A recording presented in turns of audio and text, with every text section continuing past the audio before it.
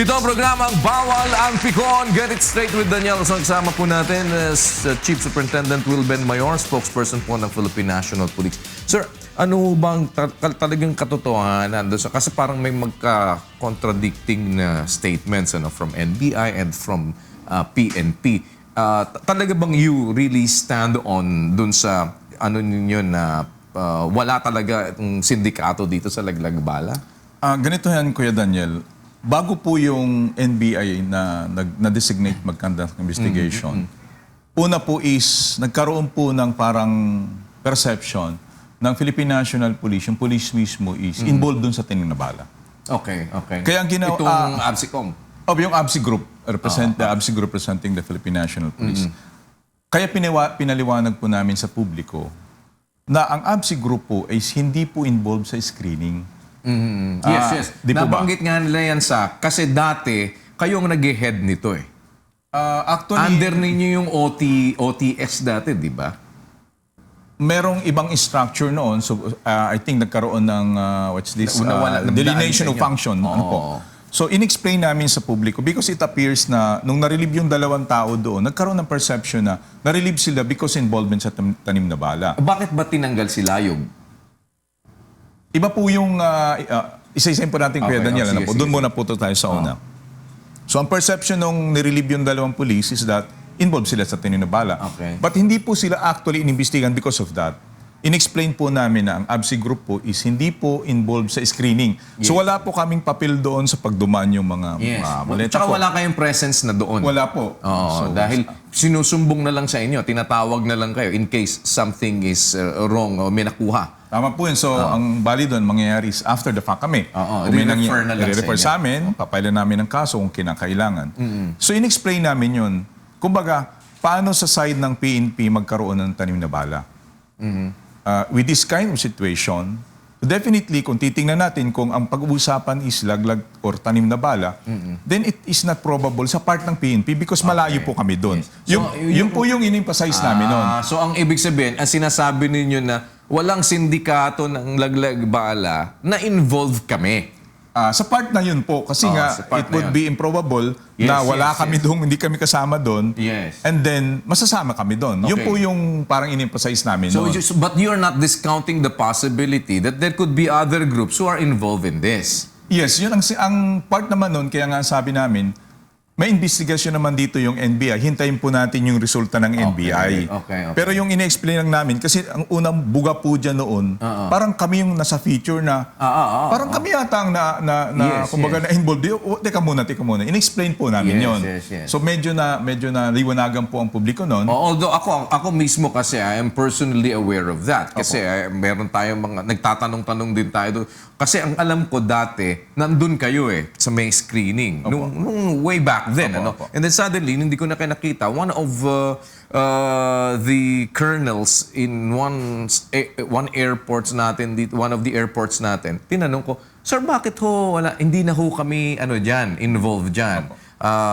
Hindi na kami nakasama talaga sa nag-screen. So talagang yun yung sinasabi ninyo, hindi kami kasali sa nag-screen. Opo. Okay. Yun ang in-emphasize po namin na nakita nyo naman na wala kami dun sa screening. Okay. So, mahirap po masabi na kami po ay kasama dun sa yung involvement po dun sa tanim na bala. At any rate, sabi namin, meron naman pong investigasyon na ginawa ang NBI. So, hintayin po natin kung ano magiging resulta nito. So, ano yung reason ba't yung dalawang ay inalis? Ang reason po nun is during the filing of the case nung sa bala is that may problema po dun sa pag-present ng evidence. Okay. Ang pinresent nilang evidence, yung picture na nakuha sa CCTV is elongated yung bala. Which is different doon sa nakita. Doon sa daladala nila. Kumbaga sa picture lang kasi, medyo siguro na enlarged or what, nagkaroon ng doubt yung piskal. No, pero totoo ba na medyo parang visual difference at pareho rin talaga? Kasi sir, alam ko eksperto naman kayo dyan. Pumuputok kayo. Alam nyo kaagad i-identify whether that bullet is the same as the other. Yun nga po, siguro... So talagang magkaiba? So it happens na sa picture nga po is really different kung titingnan. At iba rin yung siguro ang dalang bala nung mga pulis natin. So magkaiba talaga or are you saying na mag-iba lang yung nasa picture? Sa picture. Picture. So nagkaroon ng doubt yung fiscal. Okay. Actually, well, nasa authority po ng fiscal yun. Alright, Discretion niya yun. So ang tawag yun is binalik for further investigation. It was returned for further investigation. Kaya ang lapses doon is based doon sa proseso ng investigation. Okay. So yun ang, Yun ang naging cause, dahilan. Yung naging dahilan. Kaya sila nirelieve doon sa area nila. Kasi as an investigator, dapat marunong ka. You know how to do Yes, it. of course. Kung gusto mong present by picture, dapat sinukat mo, pinicturean mo na may ruler or whatever. Ano? Para masiguro na, yun talaga ang bala, lalo-lalo kung sa picture. Yun ang naging lapses nung dalawa. Kaya sila nirelieve doon ni General Balagtas on that particular lapses. Yun yung naging reason, but not definitely doon sa sinasabing laglag or tanimbala. Okay. Doon po yun sa investigation side. So, ito yung after na nakahuli Yes, na ng so after dahil na po, after dinala na po. na nila. So, Tama po yan. Yun hong kay Layog, ba't siya, bakit siya... Ang kailayog naman po is based sa pakikipag-usap ko at feedback ni General Balagtas is that may mga, based doon sa mga investigation na internal investigation, findings nila is that may mga inconsistencies sa statistics nila. Nung previous tsaka yung ngayon. Statistics ng mga kaso na Yung ito. mga kasong na-file, na-endorse sa kanila, kung ilan na yung nahuli, ilan yung na-file ng ABSI Group. Kaya ang desisyon ni General Balagtas is that for the meantime na mayroong internal investigation, siguro mas maganda is Tanggalin ka muna. tanggalin ka muna pending the conduct of investigation. So as not, alam mo na, pag mayroong investigation Yes. at andun ka, ikaw ang involved, Yes. hindi ka naman, kumbaga, magkaroon ng kulay yung pagkakandak na So, ang investigation. nagiging papel ninyo, pag may nakumpis ka kung ganun, kayo ang nagpa-file ng case. Tama po yun. Okay. Ilan ho ba talaga yung mga kaso na nitong 2015 yung with accuracy na nakuhanan ng bala? Ilan na ho yan? Sa ngayon, Kuya Daniel, wala akong data nun, ano? Kasi alright. local Pero- ng ABS Group yun. Meron na bang mga nakasuhan talaga? Meron actually. So, kasi yung na last time, parang ang dami-dami ng mga nahuli. Ilan ang nakasuhan dun sa mga nahuli? Ganito, Kuya Daniel, ano po, may mga nahuhuli because yung mga nare-release po doon because of the discovery, they found out that it's amulet. Yes. opo, ano? Kumbaga, walang palbura. Walang pulbura, so kino-confiscate lang po ito. Kasi yun nga yung sinasabi ko rin ho na na difference ng bullet kesa sa shell Opo. at sa lead. Opo. 'Di ba? So once it doesn't have yung powder, Opo. hindi pwedeng i-consider siya na bullet. Na ammunition. Ammunition, yes. Na hindi siya pwedeng na ammunition kasi wala naman siyang wala naman siyang pulbura. Tama po So yun. hindi bawal 'yon.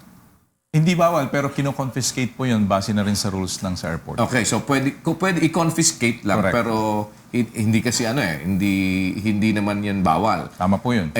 Yung the same as yung mga bladed weapons. Yes, Diba, no? though ang bladed weapons, of course, may specific din na law dyan. Oo, But again, bawal naman talaga yun sa, kumbaga, sa civil aviation rules na magdala doon sa aeroplano. So, ito ho ngayon, ilan ang mga natuloy na yung kaso? Kasi kung nakita na amulet lang to, kumpiskado lang. Hindi siya Pero yung mga kinasuhan na talagang real na bala, ilan ho talaga yung nag-prosper na nakaso dyan? Sa dami ho nung mga listahan kasi na nakuhanan. Sa ngayon, Kuya Daniel, wala akong specific data. No? Okay. Though, initial briefing naman ng ABSI Group dyan is, meron silang na-file na kaso. Na-file nila ang kaso, na-present nila ang evidence, na-file nila sa piskalya. So ano ang basis nila ng pagpa-file ng kaso? Discretionary rin on their part na halimbawa ay okay, ito naman mukhang hindi naman kasi pag bullet, talaga bullet, ammunition, walang doon. Parang kumbaga yan pamalong prohibitum yan di ba? Parang Yes, malong nahulihan ka ng nahawak mo yan, illegal possession of ammunition unless na ikaw ay lisensyado na magdala niyan. Correct. But what I'm saying, sa mga nakuhanan ho na yon, dapat na-filean lahat yun ng kaso. Di ba ganun? That would be the presumption kung halimbawa talagang buo yung bala mo. Kung ammunition talaga. Yes. Then illegal possession of ammunition po yun. Oo. And sa part naman ng police, wala kaming discretion whether hindi namin papile ng kaso. Basta as long as meron kang ammunition, what we have to do is file a case in the fiscals. Bahala po ang fiscal fiscal dyan, na mag-dismiss or return niya for further investigation. Kung sakaling kulang ang ang ebidensya na na-present ng pulisya. O ito ang mga recent na nakuhanan, na napakawalan. Are they out on bail? Ang pagkakaalam ko po is release for further investigation ng piskalya. Okay. So hindi pinag-bail for further investigation Further lang. investigation. Alright. Ang siguro may ganda rin paliwanag, Kuya Daniel, is kung release ka for further investigation, it means that insufficient yung evidence. But again, the PNP or the investigating body can present another evidence. Katulad yan, by rules kasi is, once you file a legal possession or illegal ammunition or firearm, dapat may certification sa Firearms and Explosives Office na wala kang lisensya or authority. Kung wala ka nun, pwedeng sabihin ng piskal, release for further investigation, kulang ang ebidensya mo. Kasi it is the burden of the state dapat to present, to prove na wala ka nga talagang lisensya. Alright. So, ang ibig sabihin ho ngayon dito, yung mga kasong i-final niyo, wala kayong alam na nag-prosper. Sa ngayon, Kuya Daniel, hindi ko pa sa banggit yun dahil nga yan ay local sa ABS Group data po yan. Ano? But again, we can present that kung ano yung mga nag-prosper at saka yung mga hindi. And for certain, pagka may dalang ammunition, illegal possession ang ikinakaso ninyo. Correct, kasi yan po ang nakalagay po sa batas natin, yung bagong batas natin, Republic Act 10591, na even though wala naman sinabi doon kung ilang bilang po na Yes. talagang Basta isa lang. ammunition, pareho naman yun. That's why they have to review that. Basta kay isa lang yan, basta at ammunition yan. Yes, ammunition po. It's a complete, of course, sabi ng ammunition, kompleto po yun. Yes. So illegal possession yon. Opo. Ang ikinakaso po ninyo. Opo. Hindi nyo kino-confiscate. Hindi po, kasi nasa batas po is dapat filean siya ng kaso ng illegal possession of ammunition. So, and it can only be considered illegal possession of ammunition if he is not licensed. Correct. So, if he is a license holder, then hindi pwede siyang kasi may 50 rounds ka na allowed ka allowed. na nadalhin mo Tama diba? po yun. So, Kung meron kang license, meron kang permit to carry, then allowed ka for every part ng 50 rounds. Nakalaga. but, of course, hindi ka allowed na ipasok mo yan sa airport. Yes, Oo, of course. Kung sakali man, magpapasok ka ng barel, daan mo sa proseso. Tama Dahil po yun. i-endorse sa PNP yan. Yes, Di ba? Yan, yes, mo. opo. So, ang pwede lang gawin ngayon ng nasa airport naman is to confiscate if the holder or kung yung nakitaan nila ay may license. Yes, confiscate lang Confiscate lang yun. Basically, ang purpose doon, hindi niya maboard sa aeroplano. Yes. Dahil nga, kung gusto man niya, dapat yung sinurrender niya. Ang problema niya doon, hindi siya sumunod sa proseso. Nakita doon. Opo. Alright. So, yun naman yung pagpoposas. Ano naman ang rule ninyo sa kailangang posasan na nahulihan pagka ba nahulihan ng bala na gano'n, posasan ka agad. Dapat. Ganun ba? Sa rules kasi natin, Kuya Daniel, is that once you are arrested, may restraint po yun eh. Yes. Kailangang, kumbaga, ang pagpoposa sa manner of restraint, not basically advantage yun sa law enforcer, at the same time din dun sa inaresto mo, because hindi naman natin alam of course, the state of mind of ng isang naaresto. Kaya, kumbaga, prevention lahat yun. Pareho din sa isang law enforcer. Part niya rin yun, prevention din niya kung ano man ang mangyayari in the future. Yun ang general rule, Kuya Daniel, as much as possible. But sabihin na ho natin na gano'n, nakikita naman natin ang reality na hindi naman ho lahat ng nahuhuli pinuposasan.